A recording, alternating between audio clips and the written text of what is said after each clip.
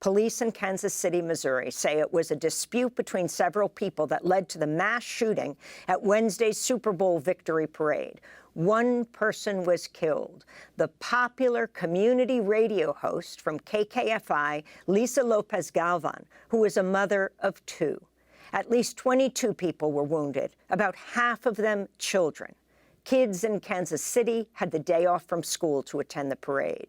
The motive for the shooting spree is still, quote, actively being investigated, unquote. No one has yet been charged. Police initially detained 3 people, including 2 minors. The adult was reportedly released. Witnesses described the chaos at the parade in an interview with CBS News. You hear the gunshots and, initially in my head, I was like, oh, fireworks. But then it clicked. Yeah, I was in the military. So then immediately it clicked. I was like, oh, no, that's gunshots.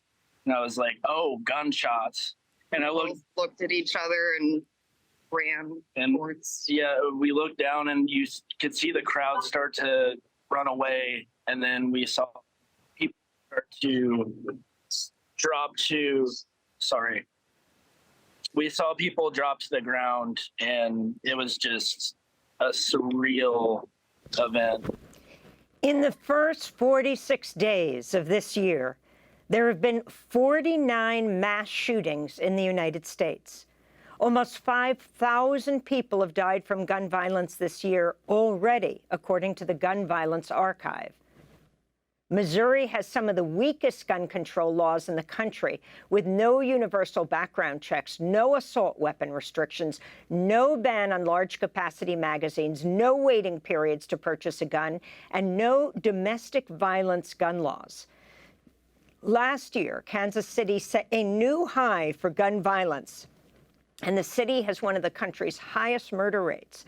Residents held a vigil Thursday night. You gotta protect us. I'm scared as hell. I don't want to go to any more events if this kind of thing's gonna happen. Lord, we're hurt. We're saddened. We're angry. We're confused. And seemingly lost. Because we're all hurting in our own way. We're all grieving in some way. In the face of darkness, our resilience will shine brightly. Remember that we are stronger than this moment of despair. That last voice was Kansas City Mayor Pro Tem Rihanna Park Shaw, who became the first Black woman appointed to the position last year. For more, we're joined by Brittany Packnett Cunningham, an activist who's originally from Missouri, host and executive producer of the podcast Undistracted, joining us now from Washington, D.C. Brittany, welcome to Democracy Now! It's great to have you with us. If you can respond to what happened in your home state and talk about the gun laws of Missouri. Well, Missouri is a state where, unfortunately, pregnant people are not allowed to have any autonomy over their bodies, and yet we don't trust those folks to make decisions about their bodies, but we do trust folks to be able to purchase a gun without a permit and wield it almost anywhere. This is what happens when we continue to see a legacy, a very long legacy in Missouri, of a Republican Party that is more concerned with protecting themselves in the rural areas and the mostly white areas from those of us in the so-called urban cores, who are most often Black, than they are actually about the safety of all of their constituents across the state. So this, unfortunately, is not surprising. As you've said, we've had over 46 mass shootings in America and far more community violence every single day. And as my friend Shannon Watt says, what we saw happen in Kansas City was a uniquely American hell. So if you can talk specifically about Missouri and these laws, whether it comes to people who've been involved in domestic violence getting guns, whether it has to do with being able to enforce any of the weak gun laws that they already have, Brittany. Absolutely. So the gun laws in Missouri place Missouri at number 48 on the Gabby Gifford scale in terms of the quality of gun control laws. That's 48 out of 50. There's not much worse the state could be doing. And that is because of efforts like the current one, a bill on in the state legislature right now that wants to allow people to open carry on public transportation and in houses of worship, adding to the already long list of where unpermitted people who had no wait time, who could buy a gun through a gun show loophole, can wield these weapons at the danger of often children and young people who are just trying to enjoy their day, as we saw at the parade. These kinds of laws in Missouri are expansive because, as you say, they don't even restrict people who've been convicted or charged with intimate partner violence or domestic violence. And we know that this is often where we see gun violence. There's also a great incidence of suicide by gun in Missouri, rather, and that's not even taken into account. Often we hear Republicans talk about the mental health crisis, and that being the real culprit in the gun violence epidemic in America, and yet in Missouri, we see that if you have been seen by a court to not be mentally incompetent, that you too can restore your gun rights. So none of the math is mathing. None of these things are adding up from a party that claims to value life and clearly devalues life when it comes to its permissive and pervasive gun laws. So let's talk about the comparisons you make between the very loose gun laws in Missouri and why you feel it's important to compare that to reproductive rights laws and how people are treated when it comes to issues like abortion. Well, I think it's important because for decades now, the Republican Party has been presenting themselves as the party of family values, that they believe deeply in the sanctity of life. Well, if we really look at history, we know that the opposite is true. We know that the so-called Christian rights fight against abortion rights is actually rooted in the fact that they lost their fight to preserve segregation in America, and they realized that politically they needed more numbers. So they got together with people who don't believe in healthcare and other who don't believe in birth control, rather, and other religious backgrounds to create those numbers and to start a 50-year campaign to overturn Roe versus Wade, which unfortunately has been successful. You mirror that supposed belief in the sanctity of life against gun laws that are not only allowing for the proliferation of guns, but are very clearly causing catastrophe and chaos in the streets of days that are supposed to be a day of celebration. And the hypocrisy is apparent.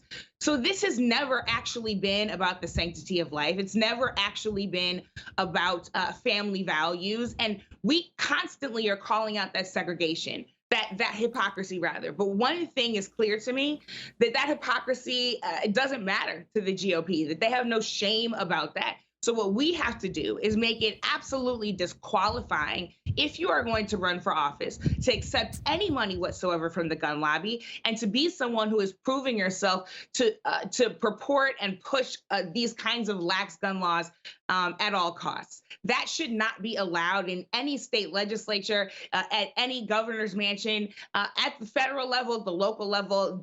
Those kinds of beliefs, that kind of donation should be disqualifying from the work that our public officials and public servants are supposed to be doing. Can you talk about the NRA's influence on the governor, Mike Pearson, on Senator, for example, from Missouri, Josh Hawley? Absolutely. You know, Mike Pearson's legacy, unfortunately, is one of cowardly obedience, that he has fallen in line with all of the beats that the Missouri GOP has forced him into and has been doing for a long time. So there's been a long line of Missouri governors, Missouri senators that have followed the beat of this drum. That is Roy Blunt, who preceded Josh Hawley in the Senate. He was one of the top recipients of NRA money during almost the entirety of his Senate career. Josh Hawley, of course, who followed him and who famously ran from the violence that he stoked, just like Mike Parsons did at the parade that day. Josh Hawley has received $1.4 million from the NRA. So Mike Pearson, Josh Hawley, Roy Blunt, and so many others are simply falling in line. Now, Mike Parsons can't run for governor again, So he's there to keep the status quo in place until the GOP brings in the next person to do exactly the same.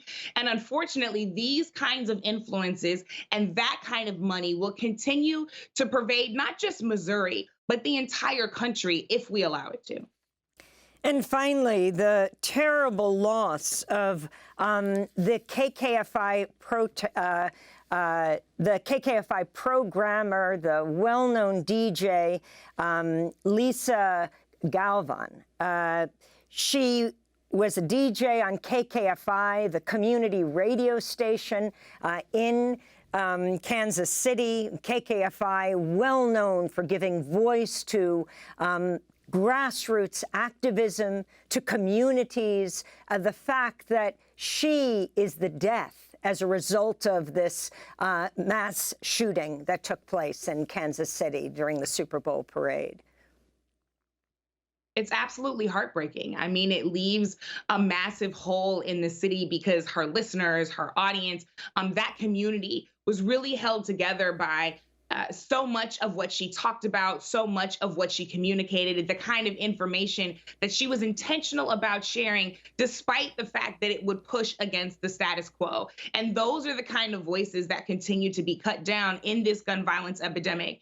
You know, it strikes me that that mass shooting was on the anniversary of the Parkland shooting, which means that we're literally layering gun violence anniversaries on top of one another. That is that uniquely American hell. It hit Kansas City, it hit her, and it hit the entire community and will continue to reverberate until something is done about it.